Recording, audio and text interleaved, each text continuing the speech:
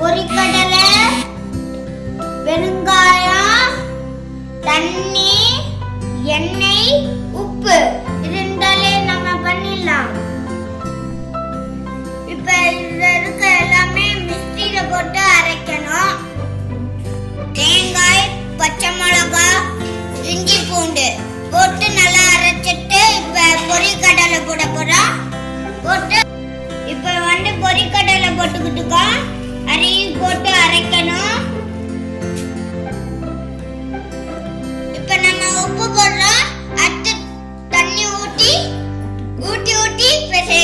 அரைக்கணும். ஊட்டி அரைக்கணும். சட்னி அரைச்சாச்சு. அது அந்த சட்னியில ஊட்டிட்டு இப்ப தாளிக்க போறோம். இப்ப சட்னியை தாளிக்க போறோம். ஃபர்ஸ்ட் எண்ணெய் ஊத்த போறோம். எண்ணெய் கொஞ்சம் ஊத்திட்டு இப்ப நம்ம வெங்காயம் நல்லா வதக்கிட்டோம். இப்ப நம்ம கருவேப்பிலை போட போறோம். கொஞ்ச நேரம் வதக்கணும்.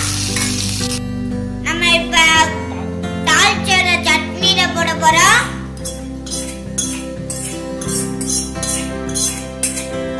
கிண்டணும். இப்ப நம்ம மல்லித்தூளை போடணும்.